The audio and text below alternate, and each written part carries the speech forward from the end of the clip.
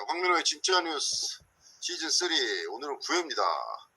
대망의 와, 9회가 시작했고요. 예. 오늘도 어김없이 수행하고 계시는 와이뉴스 이영주 박사님 모셨습니다. 안녕하세요. 안녕하세요. 와이뉴스 이영주입니다. 네, 한 주 동안 변함없이 잘 지내셨겠죠? 네, 덕분에 잘 지내고 있습니다. 대표님의 하회와 같은, 아무튼 뭐 잘 지내요. 네. 오늘은 5월 11일 밤 11시 15분을 넘어가고 있습니다. 자, 오늘 우리들이 나눠볼 대담은 또 어떤 주제가 있을까요? 대표님, 작년에 국내에서 꿀벌이 78억 마리가 사라졌다고 합니다.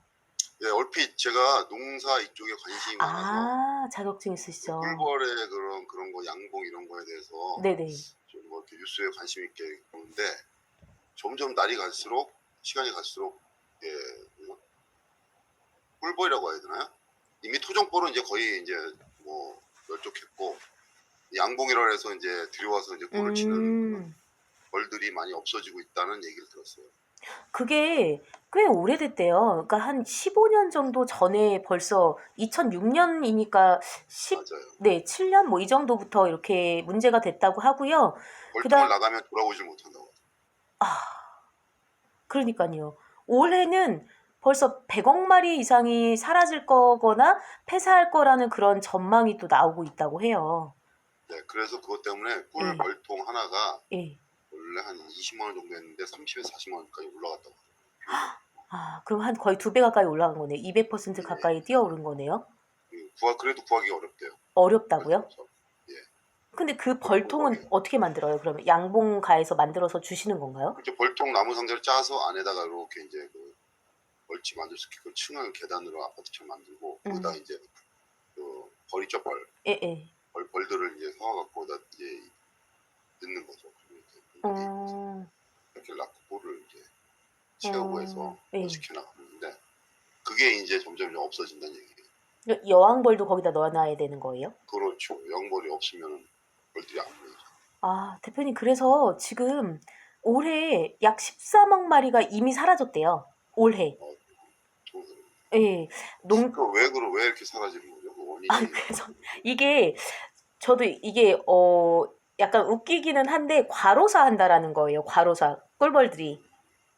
그러니까 지구 온난화가 지금 이미 너무나 많이 진행이 됐잖아요. 그러니까 겨울에 기후변화. 온난화라고 하기엔 그렇고 기후변화라고 하죠.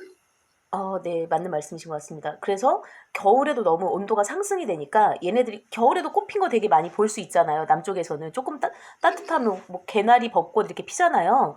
그러니까 이 꿀벌들이 일해야 될 땐가 보다 하고 나갔다가 그 겨울에서부터 봄까지 정작 활동해야 되는 봄, 여름까지 살지를 못하는 경우도 있고요. 그 다음에 이제 동사하는 경우도 있고요. 그러니까 과로사하는 경우가 있다고 하더라고요. 그 다음에 뭐 천적 얘기도 나오거든요. 말벌들이 있기 때문에 그 말벌들에 이제 잡아 먹혀서 이렇게 얘기를 하는데 사실 천적은 생태계에서 언제나 있는 거잖아요. 기후변화가 있지 않아도 있었던 거니까 그거는 조금 설득력이 높지 않다고 보고 뭐 응애라고 하더라고요. 쬐끄만 뭐 진드기라고 하는데 뭐 그런 것 때문에 이제 뭐 벌이 좀 피해를 입는다 이런 분석도 나오기는 하더라고요.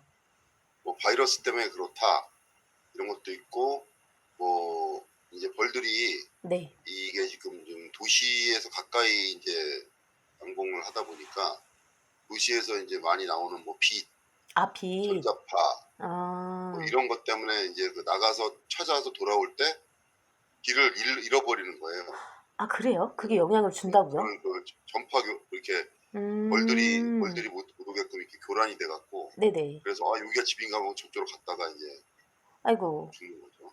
집에 못 들어오면 죽으니까. 그쵸. 뭐 그렇게 해서 여러 가지 다양한 요인이 있는데 결정적으로는 뭐 학자들이 연구한 뭐 정답은 뭐 이렇다 좀 그렇게 딱 내지 못했는데 환경이 많이 생태계가 많이 변하기 때문에 도시화가 되고 오염이 되기 때문에 그러지 않을까 꿀벌들한테 미안하네요.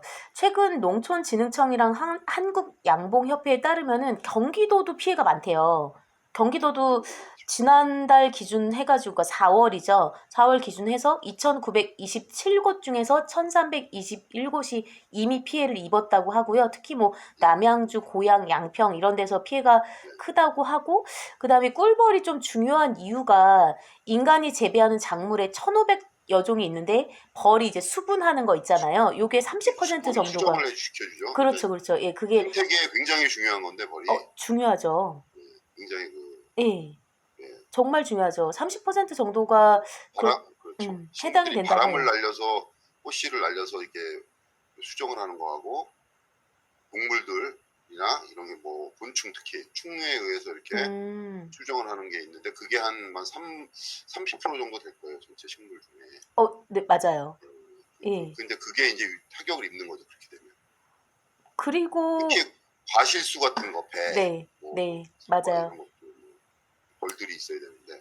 그렇죠. 이게 이제 안 되다 보면 예. 그런 거에 이제 영향도 오고 여러 가지 생태계가 지금 우리가 살고 있는 생태계가 화학적인 거 아니면 이렇게 뭐 전자파 같은 거 이런 걸 많이 눈에 보이지 않지만 오염돼 있다고 볼 수가 있죠. 그 주요 작물 중에서 이제 100개가 있다고 했을 때 71종이 벌에 의해서 이제 또 매개가 된다고 하더라고요. 그러니까 이렇게 이제 꿀벌이 사라지기 시작하면은 2, 3개월 안에는 양봉 농가가 피해를 당하는데 1년 내에는 식량 위기 문제로 이어진다고 하더라고요. 그러니까 이게 정말 가볍게 봐서는 안 되는 문제인 거거든요.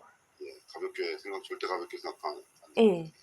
예. 그러니까 지금 저는 뭐 대표님 전에 말씀 올렸었지만 채식을 지금 하고 있긴 하지만 완전 비건이시죠. 근데 사실은 그러니까 채식은 어쨌든 생태계에서 이제 좀 아래쪽에 위치를 하잖아요. 초식 동물이니까. 근데 그러면 육식 동물들도 존재를 하기가 어렵다라는 거거든요. 인간을 잡식 동물이라고 봤을 때 이거는 정말 좀 심각하게 받아들여야 될 것 같고, 그래서 해결책으로 나오는 게 뭐 밀숲 있잖아요. 꿀을 만들기 위한 그런 인공 숲을 좀 조성을 해서 충남도나 뭐 이런 경우에는 아주 넓은 뭐 축구장 4,700개 너비에 그런 인공숲을 이렇게 좀 조성을 해놨다라고 하긴 하더라고요. 근데 물론 그것도 시소가 중요할 것 같긴 하지만 개인적인 판단으로는 미봉책에 그치지 않을까라는 우려가 좀 들긴 하더라고요. 그러니까 정말 큰 틀에서 그런 탄소라든지 아니면 뭐 기후변화 이런 것들을 해결을 하지 않은 채 그런 숲을 조금 만든다고 해서 물론 뭐 도움이 되기는 하겠지만 미미하거나 일시적이지 않을까라는 그런 생각은 좀 들었습니다.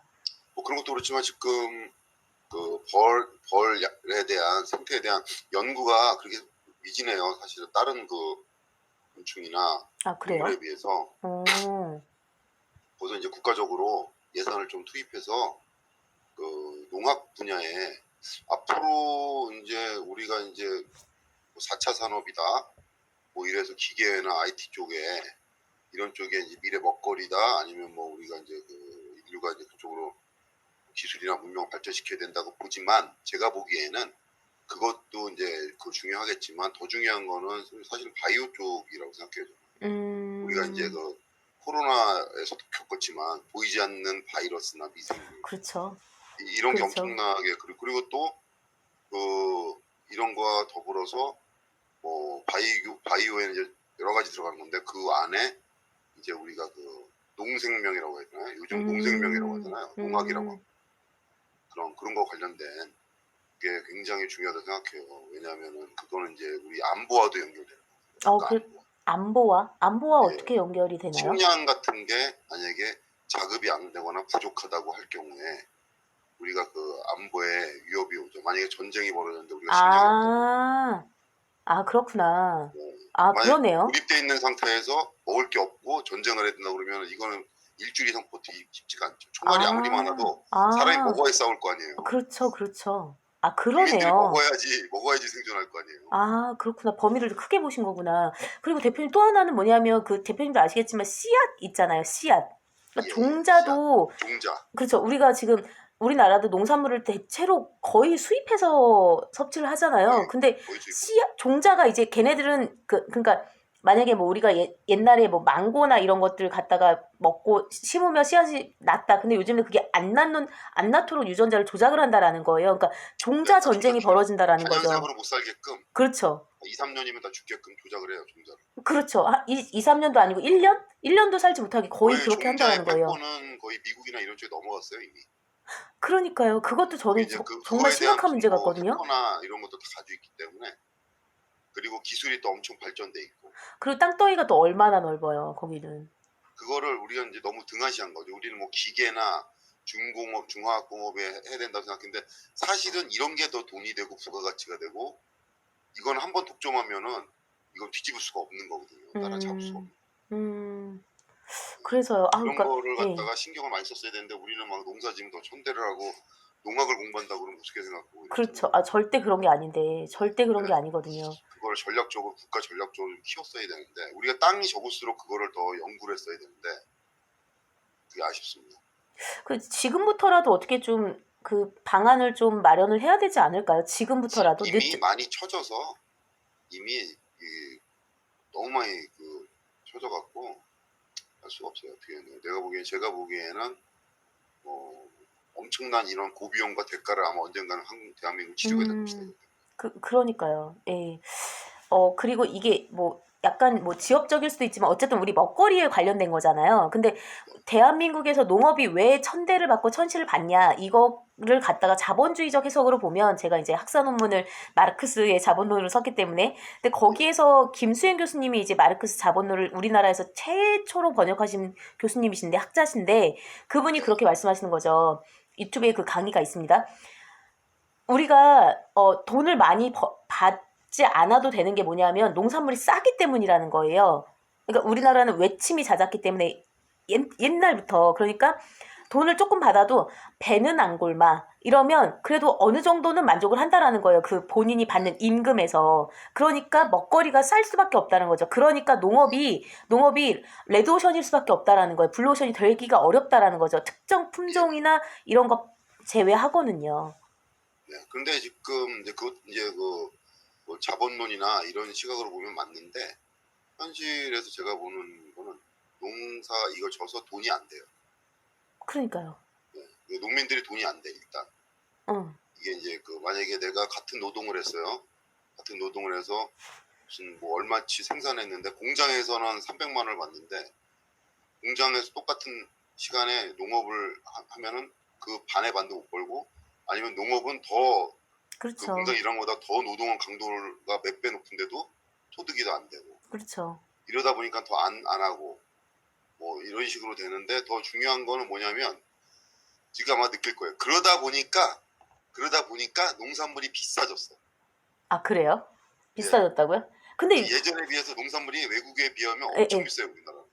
아니 저는 근데 이 가격이 제대로 된 가격, 그러니까 제대로까지는 아니고 그나마 원래 더 비싸야 되는 건데 조금은 그래도 제 가격에 가까워지고 있다 이렇게 판단이 들거든요. 아 근데 그게 이제 비싼 게 그 농민들한테 다 돌아가면 되는데 유통책이나 뭐 이렇게 과정에서 다 이제 상상한 사람이 가져가는 게 문제인 거죠. 농민들한테 다 고스란히 들어가면 좋은데 농민들은 그 밭대기 하지 않나요? 그래서 연초에 아예 계약을 하잖아요. 그 밭 한 마지기에 뭐 100만 원 뭐 이런 식으로 좀 싸게 계약하는 걸로 알고 있는데.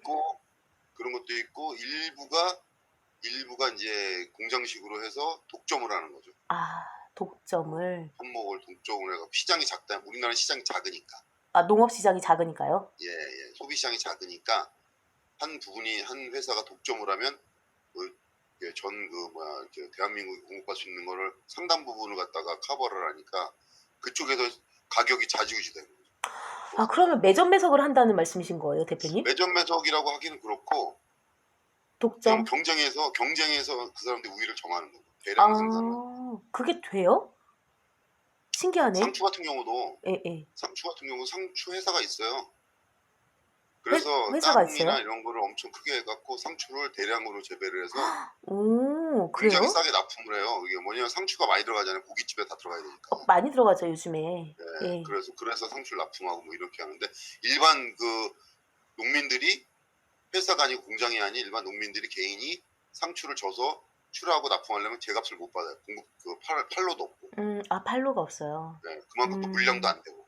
음, 물량이 많아야지 싸게 대량 판매를 하는데 안정적으로. 아, 여러 그래서 가지로 난제네요. 예. 그래서 이제 뭐 여러 가지. 그리고 이제 그게 문제가 이제 어떻게 돼요? 야채값이 어떨 땐 엄청 싸. 아직도 우리는 이 농수산물은 굉장히 후진적이에요. 공산품은 가격을 균일하게 유지하잖아요. 아, 만약에 그쵸. 맞네요. 예, 그러네요. 등락폭이 없잖아요. 에. 거의 적잖아요. 근데 농산물은 어떨 때는 상추 한 박스에 5천 원 하다가 어떨 때 뭐 홍순하고 어떨 때는 그렇죠. 한 박스 완전. 4만 5만 원에. 아, 그쵸. 완전 네. 올라가죠. 이래갖고 그 농산물에 대한 공급을 안정적으로 못해요. 가격을. 그게 왜 그러면 그럴 수 있지, 안 먹으면 되지 하는데 그게 안 돼. 안 왜 안 먹는 되는 건 게 안 바로 되죠. 예. 자영업자의 이익과 직결되는 거예요. 중소자영업자들, 자영업자. 요식업자들. 만약에 내가 중국집을 해요. 중국집 하면 야채 많이 들어가잖아요. 양파든가. 양파 항망이 맨날 틀려. 너무 어떨 때 엄청 비싸다가. 근데 그걸 쟁여놓을 수가 없어, 양파를. 바로바로 공급할 수밖에 없는 거예요. 비싸도 울며 거저 먹기로 살 수밖에 없는 거야. 양파를 들어가야 되니까. 그러면 그게 비싸면은 자영업자의 마진에서 원가가 높아지기 때문에 마진에서 줄어드는 거지. 근데 이 자영업자들한테 타격이 오는 거지. 그렇겠네요. 이런 식으로 아직도 후진적이에요. 우리나라 농산물 유통 체계가. 너무 문제예요, 지금. 그래서. 근데 정부는 그냥 시장 원리에 맡기겠다 이래서 그냥 다 두 손 놓고 있는데, 제가 보기에는 일본을 좀 본받는 게 좋고, 일본 같은 경우에는 야채 농산물이 엄청 싸요. 그래요? 근데 농민들은, 농사 짓는 사람들이 뭐 우리나라처럼 뭐 저소득이 아니야. 한 중소득 정도는 이렇게 정부에서 유지를 해줘. 중소득이 된다고요? 예, 그러니까 일본 소득. 그렇게 해서 그러니까 젊은 사람이 농사 짓는 사람 많아요, 일본은. 예전에 제가 그 청년 농부, 그러니까 부모님의 농업을 이어받으신 분을 만나뵌 적이 있는데, 우리 뭐 그런 거 많이 얘기하잖아요. 대표님도 예전에 뭐 그러셨던 것 같은데, 비슷하게. 그러니까 나 나이 들면 뭐 시골에 가서 땅 하나 사가지고 그냥 슬슬 농사나 지으려고 이렇게 얘기하잖아요. 근데 슬슬이 안 된다라는 거예요. 자리 잡기까지는, 수익이 발생할 때까지는 한 10년 정도가 필요하고요.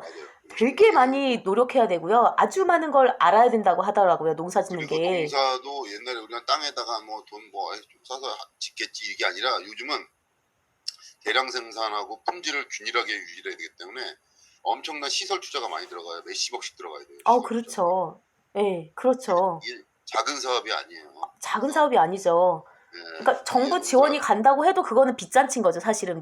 초기에 한 10몇 년 동안은. 근데 그렇게 해서도 팔로가 또 이게 마땅치. 맞아요. 그 말씀도 하시더라고요. 그게 문제고, 하여튼 우리나라 농업은 또 근데 그렇다고 해서 농업을 없애거나 등한시할 수는 그럼 없는 절대 안 거고, 되죠. 뭐 먹거리가 걸려 있는 거고, 그럼요. 식량은 우리 안보하고 직결되는 거거든요. 저 그 생각은 못했네요. 전략적으로 돈을, 예산을 많이 투자해서 농업을 유지를 시켜줘야 돼요. 농업을 유지시킨다는 거예요. 농민들을 유지시켜야 되거든요. 그렇죠. 농민들이 있어야 농업이 유지되는 건데, 농민들이 지금 돈벌이 안 되니까 다 이탈을 하면 농업이 유지가 안 돼요.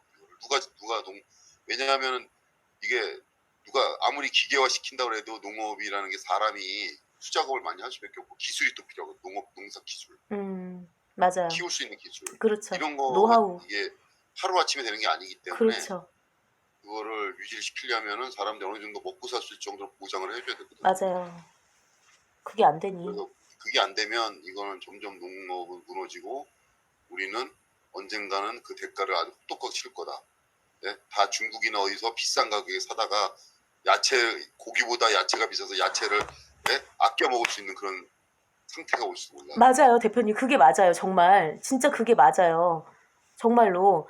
그 미국의 할렘가 있잖아요. 할렘가에 그러니까 좀 이렇게 저소득층이잖아요. 그 친구들이 약간 이렇게 체형이 이렇게 되잖아요. 그게 왜 그러냐면 양질의 그런 채소나 이런 먹거리가 너무 비싸다는 거예요. 콜라나 이런 건 싼데, 햄버거나 오히려 고기 이런 건 그렇죠. 엄청 싸잖아요. 맞아요. 그건 싼데, 그러니까 체형이 이렇게 된다라는 거예요. 그렇죠. 그렇게 돼요. 이제 앞으로 대가를 치를 거야, 아마 한국도.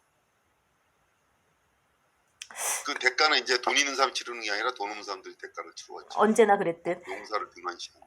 그래서 어쨌든 꿀벌은요, 대표님, 뭐 로봇 드론을 만들어서 그거를 수본을 시킨다? 이것도 이제 논의가 되고 있다고 합니다. 오히려 이제 그 비행체 있잖아요. 공중을 날아다니는 비행체. 네네네. 비행체 때문에 벌들이 이렇게 귀환을 못한다는 그런 연구도 있어요. 아, 왜냐면 그래요? 비행체들이 많아졌잖아요. 지금 드론도 많아지고 비행기도 공중에 많이 다니고 많이 헬리콥터도 많이 다니고. 다니죠. 예, 예. 그러면서 이제 교란이 돼갖고 많이 이제 오, 그런 얘기도 있습니다. 와, 걔네는 정말 신비한 생명체네요. 벌은. 뭐 그러니까 여러 가지 그걸 좀 정확하게 왜 그런지 연구해서 원인이 나오면 결과 해결할 수 있으니까. 그래서 그거에 음, 대한 좀 깊은 연구가 좀 있었으면 좋겠어요. 그 네. 월벌 박사들 연구하시는 분들 있잖아요. 그러니까 그거 기술도 있고. 예. 많은 관심과 예산과 지원과, 그리고 앞으로 우리가 전략적으로 우리 대한민국에서 전략 사업을 하는 게 4차 산업도 중요하지만 바이오 농생명 너무 화학 중요하죠. 산업도 굉장히 투자를 많이 해서 좀 키워야 된다. 맞아요. 예. 정말로. 앞으로 맞습니다. 우리 그게 미래 먹거리가 될 수 있다. 그래서 좀 키워야 된다 이런 생각을 그래요. 했습니다. 정말 알겠습니다. 우리나라는 어떻게든지 논에다가 아파트 질색만 하고 앉아있으니 논바닥에다. 네? 그게 문제라니까요. 논에다가 어떻게든 아파트 져갖고 거기서 부정부패 일으켜서 돈 삥땅 치려는 공무원들이 드글드글하니 진짜. 네? 나라가 공무원들이 벌써 그런 마인드로 탐관오리 같은 조선시대 조선이 어떻게 망했습니까? 네? 붕당 정치? 아니 거의 공무원들이 다 부패해서 망한 거 아니에요? 거기 그 조선의 공무원들이 아, 조선의 공무원들이 국가를 갖다 바친 거 아니에요? 일본한테. 아, 왕도 대표님, 뺏겼구만. 대표님, 이제 현대인이 아니라 이제 시대를 거슬러 시공간을 뛰어넘어서 그러니까 이제 디스를 그게 이제 하시네요. 역사는 돌고 돈다 이거지. 그쵸, 돌고 돌고. 공무원들이 팽념해야지 나라가 예. 안 망하는 거지. 공무원들이 돈을 벌겠다. 공직자들이 나는 이득을 취하겠다. 이렇게 마음 먹고 행동하는 순간 나라는 언제 망할지 몰라요. 역시 의정부의 저승사자. 맞아요. 맞는 말씀이십니다. 정말 새겨들어야 돼. 의정부 공무원들 정말 이거 들으셔야 되겠어요.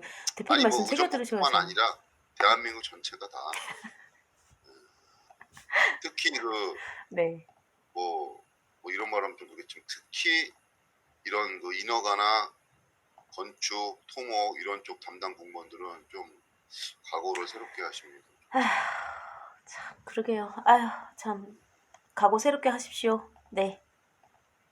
새롭게 한다고 할 일도 아니지. 우리가 좀 제도적으로 뭐가 좀 시스템이 있어야 되는데 우리는 뭐. 대표님 두 번째 주제 할까요? 네, 두 번째. 네, 두 번째는요. 스토킹 피해를 좀 준비를 해봤습니다.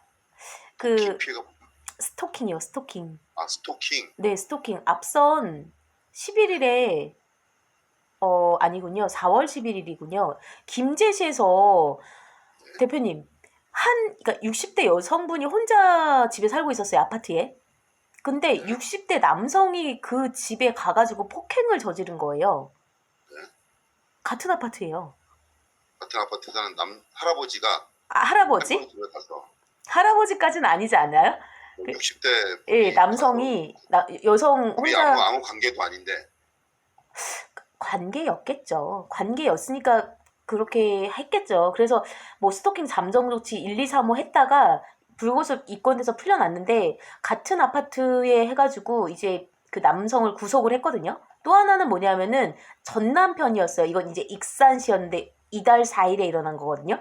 전남 익산시였는데 전 남편 60대예요. 또요. 60대 남편이 전부인 40대 집에 휘발유를 들고 가가지고요. 불을 질렀어요. 그리고 남편은 옥상에서 뛰어내렸어요. 네. 그래서 남편은 사망했고요. B 씨는 그러니까 부인이죠. 부인은 전신 화상을 입었거든요. 그러니까 이게 다 스토킹 피해라는 거예요. 그런데 정말 스토킹하면 왠지 20대에 많이 일어날 것 같잖아요. 청년층 20, 30대에서 많이 일어날 것 같은데 못지않게 40, 50대 중장년층에서도 많이 일어난다라는 거예요. 퍼센테이지가 40%대로 유사하거든요. 그러니까 1위는 지금 보면 20, 30대가 제일 많기는 해요. 20대가 이제 2161명이래요. 21.54%죠. 근데 40대가 또 2128명이에요. 못지않아요. 21%예요. 60대도 많아요. 50대도 많고요.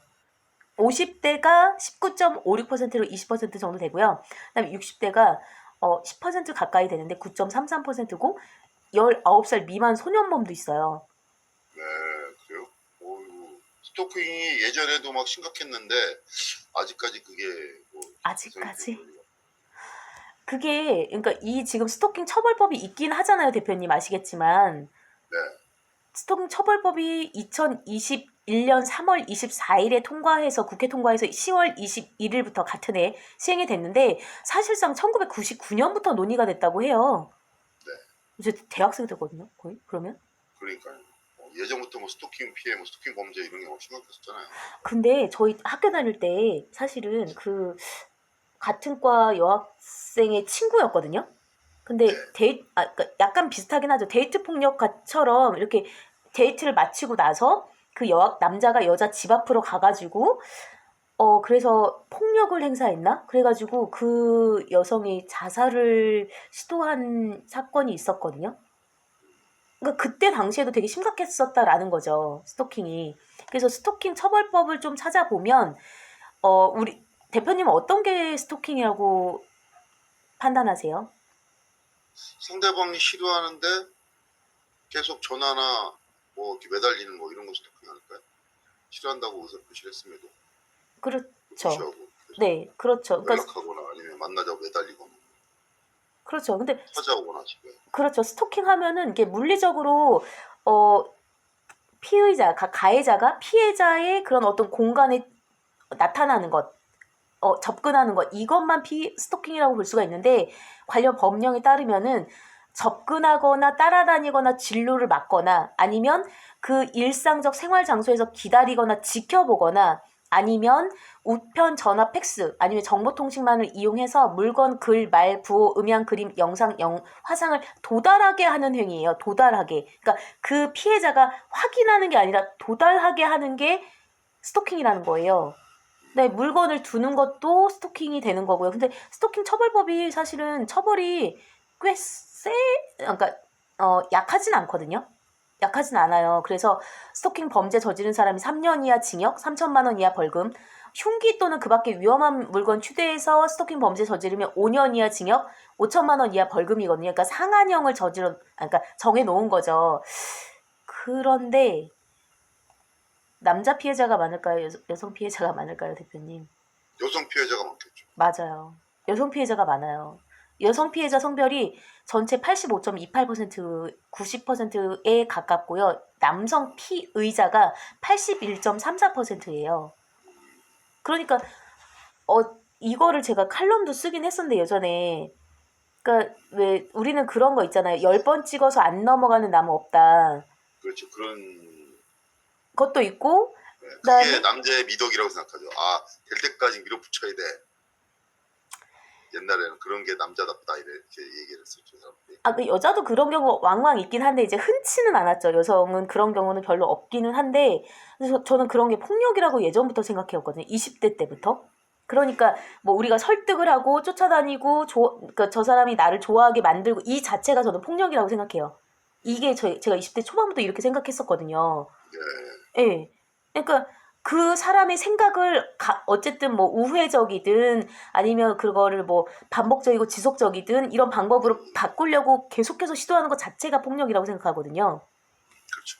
근데 그게 이제 변하지가 않으니까 그래서 사람이 그러니까 뭐 지금 듣고 계시거나 보고 계시는 분들도 많이 아시겠지만 스토킹 피해로 여성이 죽거나 누군가가 꼭 죽거나 다치거나 피해를 입어야지 피해를 당해야지 이런 법령이 생기고 관심사가 있고 그러다가 좀 잠잠해지면 또 다시 관심에서 멀어지고 이런 것들이 더 범죄를 키우는 것이 아닌가. 그래서 저도 이게 어떻게 하면 막을 수 있을까를 아주 좀 생각을 해봤는데 사실상 정말 그러니까 제도는 저 정도면 그래도 뭐 완전 센 건 아니지만 그래도 어느 정도 정비가 되지 않았나라고 판단이 들고 인식이 좀 전환이 좀 됐으면 좋겠어요. 그러니까 남성분들이 이 방송을 듣거나 보신다면 싫다고 하면 정말 싫은 거거든요. 안 돼요, 돼요, 돼요 이거 아니에요. 요즘에는 그냥 안 되면 안 되는 거예요. 안 되면 안 되는 건데 이제 그런 사고가 좀 많이 있었었죠 예전에는. 그러니까 안 돼? 내가 너를 꺾겠어. 뭐 내가 너를 쟁취하겠어. 뭐 이런 거 있잖아요. 아니 농담인데 이거는 농담인데 우리 이용주 박사님께서 남자들이 좋다는 남자들이 많이 쫓아다니는 경험이 많으신가 봐요. 어떻게 하셨어요? 그래갖고 이거 경험에서 우러나는 그건 아니고요. 아니, 저는 그냥 정말 그게 폭력이라고 생각을 예전부터 해왔기 때문에, 아니, 그리고 이거 스토킹 문제 심각하지 않나요? 저만 심각하다고 지금 느끼는 건가요?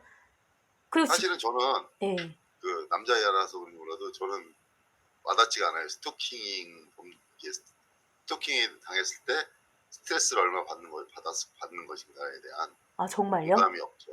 왜 내가 그렇게 당해본 적이 없으니까. 그럼 대표님 만약에 지금 이제 그 가장이시지만 만약에 정말 가정을 해서 if 정말 싫어하는 여성이 계속 쫓아다니는 거예요. 만나달라고 결혼해달라고 하고 막 이러면은 그러면 여자분들은 한마디면 떨어져요. 한마디면. 뭔지 아세요? 나 너 싫어? 아니요. 내 타입이 아니야? 아니요. 딱 그 쫓아다니는 여자한테 한마디면 그 여자 그냥 바로 떨어져. 만약 그런 여자가 있다 치면. 뭔데요? 예를 들어서 넌 여자애가 자존심도 없니? 이러면 바로 떨어져. 와, 나 그 말 듣는데 자존심 상하는데요? 와, 나 아무 상관도 없는 자존심 상하는데? 예, 바로 그냥 맞아. 이러고 바로 와. 근데 만약에 남자 반대로 남자 스토커가 있다 여자한테. 근데 남자 스토커는 뛰기가 어려울 것 같아요. 내가 생각해도. 그럼 대표님은 같은 남성이시니까 그런 남성들의 심리를 저는 그게 사랑은 절대 아니라고 보거든요. 아니 그거는 집착과 심리도 소유욕이죠. 아니고 약간 뭐라 해야 되나 심리를 넘어선 정신세계가 이상한 거죠. 약간 정신병적인 거지. 집착하는 거지. 그러니까요. 네, 정신병인 거지. 쉽게 말하면 정신병이에요. 스토커를 자꾸 하는 사람은. 대표님 그러면 그 남성분이시니까 이제 어떻게 하면 좀 떼어내는데 멀리 보내는데 좀 유리하다라든지 뭐 효과가 유효하다 이런 방안 혹시 알려주실 수 있나요? 그 뭐 이렇게 없고 경찰에 신고하는 수밖에 없어요. 경찰이 신고도 잘 안 한다는 거예요. 피해자들이. 경찰에 신고하는 수밖에 없어요. 남자가 만약 스토커라고 하면 내가 거꾸로 생각해봐도 여자 입장에서는 남자 스토커를 띄기가 어려워. 그리고 사회 분위기상 그리고 여러 가지 여건상 계속 그렇게 매달리면 100명 중에 대다수 많은 수가 넘어가. 진짜 날 좋아하나 보다 하고 만나볼까 이렇게 돼. 그런 경험이 많다 보니까 스토커들이 양상이 되는 거야. 예전에도 막 이렇게 해서 매달리니까 되던데. 근데 이게 좀 우스갯소리인데 거꾸로 우스갯소리예요 이거. 네, 뭐 농담인데 제가 갑자기 든 생각인데 미저리라는 영화 있죠. 미저리. 네. 미저리 거기서 영화 여자가 그러잖아요. 네. 그래서 나 그 영화 보고 진짜 엄청 무서웠는데. 네. 진짜 그거 공포스럽잖아요. 왜요? 그 여자한테도 그러시죠? 넌 자존심도 없니 여자가? 그리고 한번 그렇게 해보시죠. 그러니까 그분한테 만약에 스토커가 있어. 그러면은 스토커가 만나자고 그래. 근데 엄청나게 싫다고 그랬는데 계속 만나자 그래. 그럼 만나갖고 미저리 여자처럼 똑같이 너도 스토킹 해줄게 내가. 똑같이 그 남자를 스토킹해서 괴롭히는 거야. 똑같이요? 예. 사귀자 그러고. 그러면 그 남자가 막 질려서 도망갈걸. 계속 전화하고 구속하고 어디야 막 이러고 난리치고 그러면. 근데 그 말로가 사실은 이게 물리적으로 남성이 더 이제 좀 힘이 있다 보니까 이 물리적으로 이제 폭행으로 되지 않을까 싶기도 한데 폭행하면 바로 고발을 해야죠. 그래요? 고발하면? 그럼 될까? 고발해야지. 법적 처리를 해야지. 폭행죄. 합의 좀 안 되지 절대. 저는 성향이 약간 죄송해요. 제가 좋아하는 사람을 좋아하는 편이라서 제가 좋은 사람이 좋은 거거든요. 그러니까 그게 이성을 떠나서 사람 자체에서도 그냥 제가 좋은 사람이 좋은 성향이거든요. 그래서 제가 싫어하는데 막 그렇게 한다? 진짜 막 뭐랄까. 근데 여성분들 중에 또 내가 좋아하는 그런 게 없고 나를 좋아해주면 나한테 호감 갖는데 한번 만나볼까 이렇게 하시는 분들도 많아요. 그래서 그런 분들이 스토킹에 휩싸일 우려가 크지. 대표님 저희가 이게 오류를 범할 수도 있는 게 조심해야 될 게 스토킹 자체가 어떤 감정과 연관이 안 돼 있을 수도 있을 것 같아요. 그러니까 스토킹을 하는 건 뭐 그렇죠. 호감이 있어서다 이걸 전제로 깔고 가면 그건 절대 안 될 것 같아요. 여기에서 호감이 있어서다기보다 어쨌든 간에 스토킹은 이제 집착이죠. 뭐 호감이 있든 없든 괴롭히는 거하고 똑같은 거니까. 그렇죠. 네. 네. 왜 괴롭힌다는 그 사람을 이해를 하면 안 된다는 거니까. 그러니까 괴롭히는 사람 왜 저럴까 이해를 할 수가 없는 거라고요. 왜냐하면 살인을 한 사람은 너 왜 죽였어 하고 이해를 하면 안 되는 것처럼 범죄인데 이걸 왜 이해를 하냐고 처벌만 하면 되는 거지. 법학도의 그런 왜냐하면 그거를 그 정신세계를 파악을 해야지 막을 수 있지 않을까라는 그런 생각도 있으니까. 제가 보기에는 이거는 정신병이기 때문에 정신병을 어떻게 막아요? 정신병이라고요? 네. 정신병자를 어떻게 무슨 제도로 어떻게 치료해? 정신병인데. 저도 그 영화 사이코패스나 예. 소시오패스나 뭐 이런 사람들 그런 사이코패스가 있잖아요. 사이코패스를 어떻게 막을 수가 있어요? 그 사이코패스가 자연생태적으로 생기는 건데 왜 생겼는지는 뭐 여러 가지 뭐 어렸을 때 무슨 뭐 충격 때문에 그렇다 뭐다 이렇게 우리가 추측을 해볼 수 있지만 그걸로 사이코패스를 막을 수 있는 건 아니잖아. 그래서 이거는 거의 사이코패스하고 비슷한 수준이기 때문에 스토킹하는 사람들은 그래서 내가 보기에는 뭐 어떻게 뭐 이해할 수가 없어요. 그 사람들 정신세계를 이해해서도 안 되는 거고 이해해줄 필요도 없는 거고.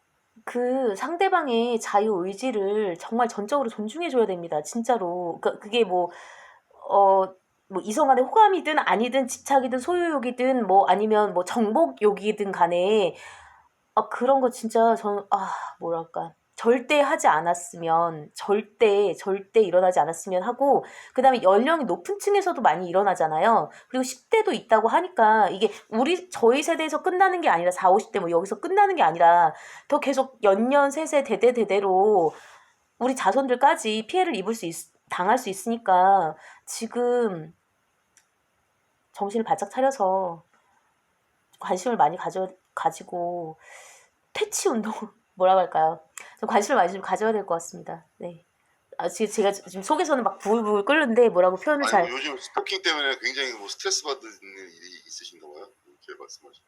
아니 이거 대표님이 그 여성의 그런 그 공포와 그 어떤 뭐랄까 되게 열받지 않아요? 괜찮으세요, 그냥 대표님은? 아니 나는 그게 스토킹에 대한 뭐가 이렇게 딱 와닿는 게 없대요. 내가 경험을 못 해봐갖고. 아니 경험이 아니라도 인간은 경험하지 않은 것도 공감할 수 있잖아요. 그런 지적 능력이 그러니까 있는 그냥 머리로 존재잖아요. 그러면 안 된다는 걸 하는 거지. 내가 스토킹했을 때 어떤 고통이 있나 그건 내가 모르지. 또 어느 정도 고통이 있다는 거. 저는 그 피해를 짐작할 수 있을 것 같아요. 그게 어떤 건지 알 수 있을 것 같아요. 그러니까 나의 사상과 행동의 자유와 그다음에 행동 반경에 이렇게 침입을 받고 결국에는 죽기도 하잖아요. 사람이 죽고 사는 일이에요, 이거는. 그러니까 뭐 내가 싫어하는 사람이 날 쫓아다니는 이 개념이 아니라 이제는 최소 그냥 뭐 폭력이나 뭐 아까 불 지르는 거 이런 거 보셨잖아요. 그러니까 이거는 정말 사람이 죽고 사는 일이니까 절대 다른 사람을 나의 어떤 그런 그 정복의 존재로 이렇게 인식하는 것 자체가 전근대적이면서 미개하다, 이렇게 판단합니다. 네, 여기까지 할까요? 그러면 대표님 별로 말씀 없으시니까 어떻게 이런 것도 좀 속 시원하게 이렇게 좀 디스 좀 해주고 막 이러면 좋을 텐데 제가 대신하겠습니다. 이거는 정신병인데 어떻게 그러니까 정신병이라는 얘기를 한 거는 이 논리적이나 이런 쪽으로 풀이가 될 수가 없는 거예요. 이해했어요. 네네, 이해했어요. 정신병자를 뭐라고 내가 얘기를 어떻게 진단을 할 수가 없어요. 정신병자기 때문에. 알겠습니다. 여성분들은 일단 경찰에 빨리빨리 효과가 없어도 신고를 해놓는 게 좋을 것 같아요. 효과가 없어도 신고를 하고, 네. 신고 기록이라도 남게. 네, 그리고 여성분들도 나름 뭐라 해야 되나요? 호신이라고 해야 되나요? 몸을 보호할 수 있는 뭐 장비라든가 뭐 이런 걸 항상 휴대하고 다니면 좋겠어요. 스프레이 뭐 이렇게 뿌린 스프레이든가 뭐 아니면 뭐 전기총이라든가 이런 요즘 많잖아요. 그런 호신 보호가 만약에 위급한 상황에서 딱 이렇게 탈출할 수 있는 그런 거를 왜냐면은 이제 뭐 급박한 상황에서 경찰이 바로 와주면 좋은데 그렇게 하기가 쉽지 않으니까. 그렇죠. 자기가 자력 구제할 수 있는 방안을 강구하는 게 좋다고 생각해요. 좋은 말씀이시네요. 그래야지만 스토커도 무서워. 아, 이거 내가 쉽게 내가 나도 맞거나 당할 수 있겠다 생각해서 뭐 좀 줄어들지 않을까 좀 생각도 들거든요. 여성이 이제 뭐 비혼적으로 계속 도망가고, 왜냐면 이게 학교에서도 약한 애들만 계속 괴롭힘 당하잖아요. 그렇죠. 그거 그게 인간의 똑같다고. 본능인데. 예, 왜 약하니까 더 이렇게 만만하게 더 해서 괴롭히려고 하는 거니까 여성들도 스토커니까 피하거나 아니면 또 뭐 도망가거나 이렇게 하면 더 그거 자체를 재미를 느껴서 더 쫓아가거나 더 매달리고 막 더 일부러 피하는 경우도 있거든. 아, 근데 일단 피하긴 피해야 될 것 같기는 해요. 거기서 맞서는 거는 피하기는 예, 예, 예. 피하는데 예, 예. 만약에 어느 상황이 되면 맞설 수 있는 상황에서 맞서야 된다는 거지. 맞설 수 있는 상황에서는 맞설 수 있는 내가 준비를 하고 있어야 된다. 마음이나 뭐. 네, 알겠습니다. 네, 그러면 근데 외국 같은 경우에도 뭐 스토커가 많이 사건 범죄 뭐 영화 같은 거 많잖아요. 영화가 많잖아요. 근데 외국은 많죠. 이제 총리 있잖아. 미국 같은 경우 총리 있잖아. 네? 그러니까 서로 조심하잖아. 무섭잖아요. 쏴버리면 끝나니까. 그러게 우리나라는 공기총 외에는 뭐 비비탄도 좀 들고 다니면 뭐 좀 우리나라는 근데 그래서 마땅하게 내 몸을 보호할 수 있는 테이저건? 여성 입장에서 할 수 있는 게 없잖아. 전기 충격기나 뭐 그 정도겠죠? 전기 충격기. 그러니까 뭐 여성들한테 총기를 허용해주면 어떨까요? 너무 좋아요. 그럼 너무 좋아요. 남자들은 총기 유대는 안 돼. 근데 여성들만 돼. 그러면은 남자 스토커는 혁격히 없어질 것 같은데 총 맞을까 무서워갖고. 대표님 정말 좋아요. 진짜. 네. 아니 총 맞는다는 총을 쏘진 않겠지만 총 맞는다는 공포감이 생기잖아. 와, 나 잘못해서 총 맞으면 그냥 바로 죽는다. 이런 그리고 여자들이 총기를 잘 못 다룬다는 그런 생각이 있잖아요. 그러니까 오발이 돼서 맞지 않을까 이런 거. 못 다루기 때문에 더 무서워. 못 다루니까 제가 잘못 만져가지고 내가 맞는 거 아니야 막 이런 거 막 그런 거 있잖아요. 다리 맞아야 되는데 심장 맞고 막 이런 거. 그래갖고 그런 거 생기면 더 좀 많이 줄어들 것 같은데. 좋네요. 알겠습니다. 네, 알겠습니다. 우스갯소리로 좀 해봤습니다. 전 너무 마음에 들어요. 아니 그런 게 아니라도 총은 안 되지만 불법이니까 총은 불법입니다, 여러분. 뭐 호루라기 같은 거 있잖아요. 호루라기라도 들고 다니면 좋겠어요. 그 열쇠고리처럼 그냥 호루라기라도 들고 다니면. 네. 호루라기도 있고 요즘 뭐 어디 쇼핑몰 보면 뿌리는 스프레이 있어요. 눈에다 뿌리는 스프레이. 그래요? 매운 스프레이 같은 거. 이게 요만하게 뭐 이렇게 립스틱 크기만 하는데 그래요? 백에 넣고 다니다가 스토커를 갖다 마주치게 되는데 어디 피할 데가 없다. 이러면은 가만히 있다가 잠깐 와보라고 한 다음에 이제 나를 좋아하려고 하나 할 때 푸식 뿌리고 도망가는 거야. 엄청 빨리 뛰어서 도망가야 되죠. 아니 눈이 안 보이니까 잡을 수가 없어. 상대방은. 그러니까 저는 이것도 사실은 좀 여자 입장에서는 왜 여성은 이렇게 살아야 되나 막 이런 생각도 들고 그러긴 하는데 아무튼 대표님 공감해 주시면서 대책 내주셔서 감사합니다. 여기까지 오늘 할까요? 네, 알겠습니다. 오늘 여기까지 하시고 다음 주에도 또 유익하고 좋은 대화를 또 나눠보겠습니다. 알겠습니다. 네, 고맙습니다. 감사합니다. 지금까지 Y뉴스의 이영주 박사님이셨습니다. 좀 한주 동안 또 잘 지내시고 다음 주에 또 뵙겠습니다. 감사합니다. 네, 고맙습니다.